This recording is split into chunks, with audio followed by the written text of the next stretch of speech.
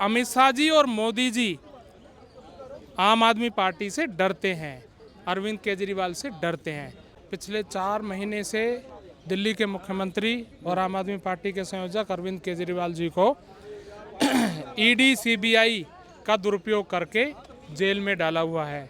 मोदी जी और अमित शाह ने सबसे पहले जब ईडी ने गिरफ्तार किया था तो आम आदमी पार्टी के लोग और सारे देश के लोग कहते थे कि भाई अरविंद केजरीवाल जी निर्दोष हैं, उनके खिलाफ कोई सबूत है ही नहीं। तो बीजेपी के लोग कहते थे उनके पास सबूत है, ईडी सबूत पेश करेगी करेगी करेगी। ऐसे करते करते 4 महीने निकाल दिए और ईडी कोई सबूत पेश नहीं कर पाई। और इन 4 महीनों में चार्जशीट भी दाखिल नहीं कर पाई, क्योंकि सबूत ही नहीं है कोई, तो चार्जशीट कहाँ से दाखिल करती। तब ईडी के द्वारा चार्जशीट यानी सबूत पेश ना करने के बाद कोर्ट ने अरविंद केजरीवाल जी को जमानत दे दी। जब उनको जमानत दे दी और वो जेल से बाहर आने वाले थे, उससे पहले ही अमित शाह ने सीबीआई का दुरुपयोग करके उन्हें गिरफ्तार करवा लिया। अच्छा, तो इससे स्पष्ट पता चल रहा है कि अमित शाह जी और मोदी जी आम आदमी पार्टी से डरते हैं, अरविंद केजरीवाल से डरते हैं, क्योंकि ग्राउंड पर वो दिल्ली में भी आम आदमी पार्टी को हरा नहीं पाए और पंजाब में भी वो हरा नहीं पाए, ना हरा पाएंगे।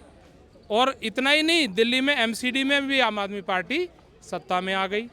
तो उनके दिमाग में है कि इन्हें किसी न किसी तरह से ईडी और सीबीआई के शिकंजे में फंसाकर इनको डाउन किया जाए, इन्हें बदनाम किया जाए। उनका काम है सिर्फ लटकाना, भटकाना, बदनाम करना, भटकाना। ये पर्पज है ईडी का, सीबीआई का। और उसके पीछे कौन लोग हैं? अमित शाह जी, मोदी जी, क्योंकि उन्हीं के अंडर ईडी और सीबीआई काम करती है। तो उसको एक प्रेशर डालने के लिए आज इंडिया गठबंधन की सारी पार्टियां एकजुट यहाँ पर हुई, सारे नेता आए और उन्होंने सरकार पर ये प्रेशर डालने की कोशिश की है। सरकार को ये संदेश देने की कोशिश की है कि अरविंद केजरीवाल जी निर्दोष हैं, उनके खिलाफ आपके पास कोई सबूत नहीं है, इसलिए ईडी को और सीबीआई को उनकी जमानत होने देने का जो प्रक्रिया है उसमें अड़ंगा मत लगाओ। यानी कि आप लोग नहीं तो देश की जनता आपको माफ नहीं करेगी। यानी कि आप लोग जो ये मान रहे हैं कि जो शराब घोटाला में जो आरोप लगा है वो जो है निराधार है, वो गलत है। बिल्कुल, वो कोई घोटाला है ही नहीं। अच्छा, जिसे ये तथाकथित शराब घोटाला कहते हैं, ये एक्चुअली कोई घोटाला है ही नहीं। क्या है एक्चुअल में शराब, जिसे शराब घोटाला कहते हैं, वो क्या था? दिल्ली सरकार एक शराब पॉलिसी लेके आई, लिक्विड पॉलिसी लेके आई। उस पॉलिसी में उन्होंने क्या किया? उन्होंने ये किया कि जितने भी सरकारी शराब की दुकानें थी उनको निरस्त करके और एक खुली प्रक्रिया से टेंडर निकाले कि भी कोई भी प्राइवेट प्लेयर्स शराब के ठेके ले सकते हैं। और उसमें उन्होंने सिर्फ इतना किया, ये पॉलिसी मैटर था कि शराब कारोबारियों का जो कमीशन था वो 5% होता था, उसको 5% से बढ़ाकर 12% किया। ये तो कोई घोटाला नहीं है। कमीशन तो और भी क्षेत्रों में, जिन क्षेत्रों में कमीशन के आधार पर सरकारी काम होते थे उनमें भी बढ़ा है। तो कमीशन बढ़ाना कोई घोटाला नहीं है। और उसी को ही, क्योंकि इन्होंने कमीशन बढ़ाया तो ये कहते हैं कि आपने घोटाला किया। घोटाला किया तो भाई आप मनी ट्रेल तो दिखाओ। मनीष सिसोदिया जी को इसी मामले में 16 महीने हो गए जेल में डाले हुए, आज तक कोई मनी ट्रेल नहीं दिखा पाई, ना ईडी ना सीबीआई।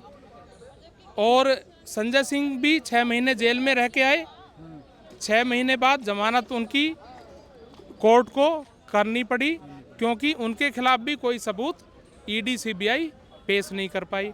अब अरविंद केजरीवाल जी को लगभग 4 महीने से ज़्यादा हो गए, कोई भी सबूत आज तक पेश नहीं कर पाए और मनी ट्रेल शो नहीं कर पाए। क्योंकि घोटाला यदि कोई साबित करना होता है कि घोटाला हुआ तो मनी ट्रेल साबित करना पड़ता है कि पैसा गया कहाँ, यहाँ गया, वहाँ गया, खाते में गया।